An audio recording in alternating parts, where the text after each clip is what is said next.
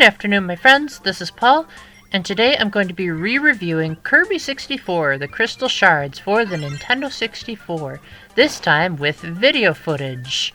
Now, longtime viewers of my Kirby reviews might realize that my love of Kirby is very love and hate, mostly emphasis on the hate. I thought his 3DS games were pretty good. Star Allies on the Switch was decent, and his older games were just awful, with the exception of Kirby Superstar Ultra, which was phenomenal. And it's really hard to describe why I think Kirby games are frustrating. It's definitely not because they're too easy. I mean, at times they are, but it feels like it's more boring or annoying than easy. And so, with so many people holding Kirby in high esteem, I took a look at what makes this game set apart from the other Kirby games, and also, what do I have against the pink puffball besides the fact that, I don't know, it seems like such a lame design. Like, even I could draw a puffball with stubby arms and legs, and I can't draw to save my life. But I think it's because Kirby just isn't very good at momentum, which is something that I really value in video game heroes. You've got people like Mario, where he can jump really high, and in some games jump really far if you have the long jump. You've got Sonic, who's simply fast and is constantly carrying momentum.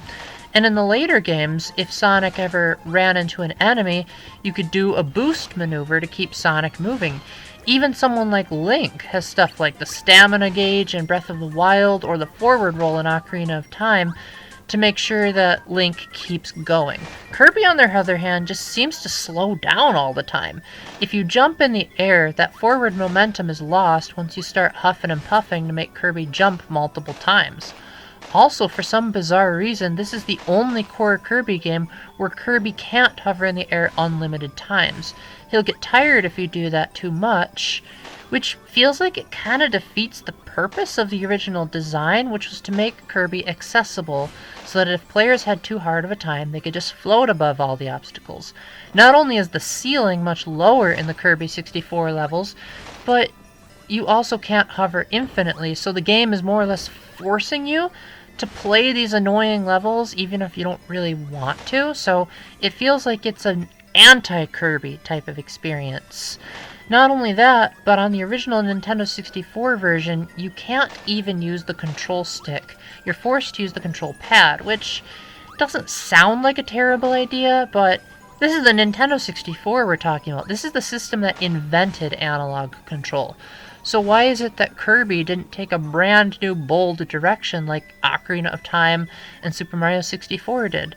Well, I have my guesses as to why HAL limited the use of the control stick. By limited, I mean totally annihilated it. For one, they wanted the controller to feel more comfortable in your hands, because the Nintendo 64 has the ZZ button on the back of the controller, which a lot of people don't really like. The second thing is that you kind of have to hold the controller pretty awkwardly to hold the control stick comfortably. So by putting your hands on the opposite sides of the controller, I guess they wanted it to feel more like an NES or Super NES controller, so fans of the old games would feel like the control scheme works. And admittedly, it does work, and this is one of the few N64 games published by Nintendo that actually uses the L button, but it still just feels like an odd omission. Thankfully, the developers realized that in hindsight, because if you play this on Kirby's Dream Collection for the Wii, you can play it not only with a GameCube controller, but you can actually use the control stick. Whether it actually helps with your movement or not, I don't know, because I felt like I was hardly ever in control of Kirby's speed. And maybe it was because I didn't have the analog control that I was so used to in other Nintendo 64 and beyond games. Also, I generally think that Kirby 64 is more frustrating than it is easy. The first couple of levels are a breeze, especially if you hold on to the flaming sword from really early on. But there's a lot of crushing attacks that instantly KO Kirby. There's the factory level, which is just annoying. There's the fact that the game has lives, which force you to restart the stage from the beginning if you run out of them, rather than letting you infinitely retry. from the checkpoints, which thankfully are much more defined in this game. Checkpoints are defined by whenever Kirby loads into a new area, which is nice, but why do you have limited lives to begin with? Your penalty for running out of lives is that you have to start the game back at the title screen, which I guess is a decent enough penalty, but in the boss battles this doesn't make any sense, because some bosses have multiple phases. Thankfully not very many, or I would have really hated this game. But even if you still have lives, you'll still be forced to start the battle from the beginning, so what's even the point of having lives when you go into a boss battle? As I was approaching the final battle of this game, the game was overloading me with lives and stars and power-ups, and it's like, those were all completely unnecessary. So did the developers just forget to optimize the boss battles for the lives? Am I just bad at Kirby games? I'm curious what you guys think, because I really want to know why people love this pink puffball so much. You might also be wondering, well, Paul, why is it that you like the 3DS games and Superstar if you don't like this? Well, before I get into that, to be fair, one of Kirby 64's unique aspects that sets it apart from other Kirby games is that you can combine copy abilities to make a new one. So for example, to make this flaming sword that I'm obsessed with using, you just take the fire element, then throw it at an enemy that has a boomerang ability, and then you can combine power-ups. And overall, this leads to much more variety. Now, Star Allies tried something similar, but it really just added elemental powers to an existing weapon. So like a flame sword, an ice sword.